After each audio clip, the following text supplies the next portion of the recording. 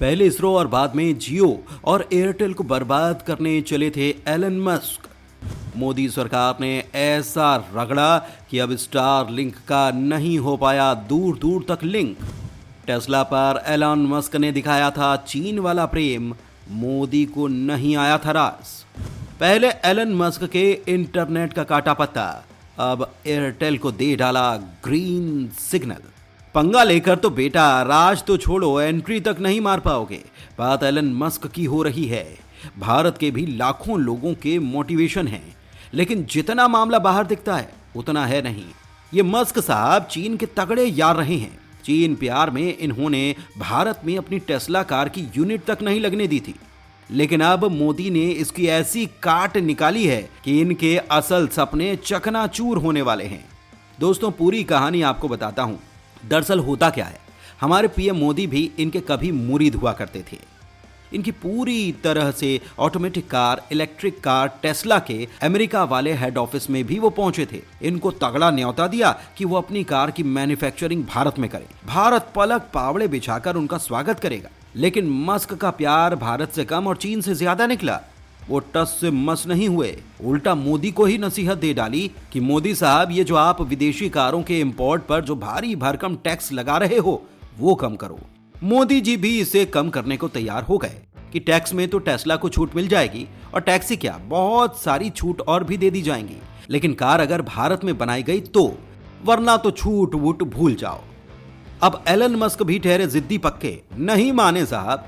मोदी जी ने दूसरी कार कंपनियों को इलेक्ट्रिक कार बनाने के लिए खुली छूट देना स्टार्ट किया। कारें दनादन बनना स्टार्ट हो गई। दूसरी ओर चीन में टेस्ला की हालत खराब होने लगी, क्योंकि टेस्ला की तकनीक चोरी करके चीन वाली कंपनियां अपना खेल स्टार्ट करने में कामयाब रहीं। ऊपर से अमेरिका और चीन के बीच ट्रेड वॉर स्टार्ट हो गया। अब यहीं पर एलन मस्क की लग गई। वैसे इसी बीच एक और कहानी होती है, वो ये कि एलन मस्क की एक और कंपनी है। वो है दुनिया की दिग्गज स्पेस कंपनी स्पेस एक्स, और कंपनी ने डायरेक्ट सैटेलाइट इंटरनेट देने वाली सर्विस स्टार लिंक भी लॉन्च कर रखी है, जो डायरेक्ट अंतरिक्ष से इंटरनेट देती है। ये इंटरनेट ये साल 2021 में भारत में भी लॉन्च करने चले थे।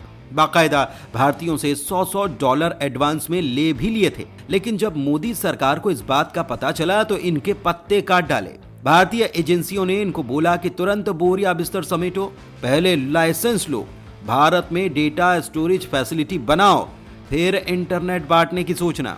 और इस बात से एलन मस्क के तोते ठंडे हो गए। बड़ी बात तो यह है कि आज तक भारत सरकार ने दुनिया के इस दिग्गज को लाइसेंस नहीं दिया है, क्योंकि इस बार भारत अपनी शर्तों पर काम करने दे रहा है। और अब मोदी सरकार ने जो कुछ किया है उससे एलन मस्क भी बाप बाप करने लगे हैं।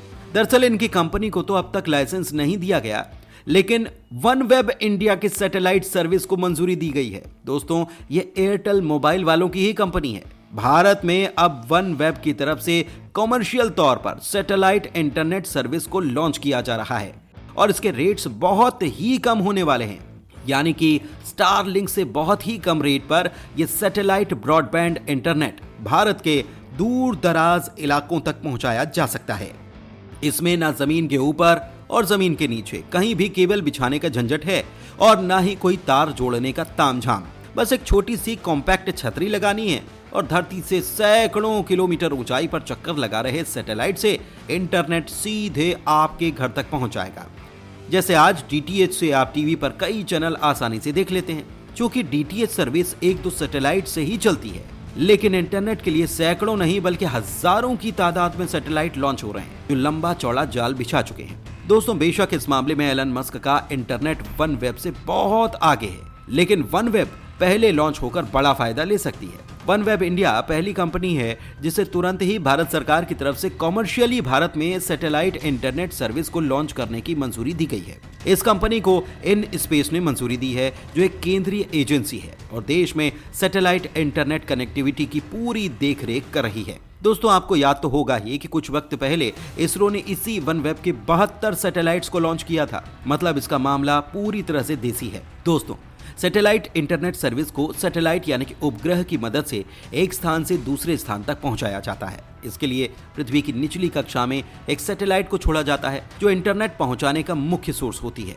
इसमें ऑप्टिकल फाइबर या फिर मोबाइल टावर की जरूरत नहीं होती। घर या ऑफिस में लगे रिसीवर की मदद से सीधे सैटेलाइट से इंटरनेट पहुंचाया जाता है। सैटेलाइट से घर तक इंटरनेट पहुंचाने के दौरान लेटेंसी बेहद कम होती है, मतलब इंटरनेट स्पीड काफी फास्ट होती है।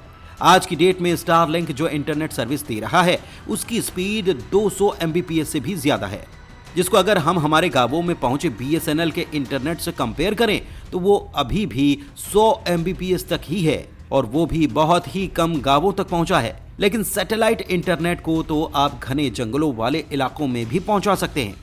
शर्त बस इतनी है कि आसमान दिखते रहना होगा, यानी कि साफ रहना होगा, वरना कुछ दिक्कत आ सकती है।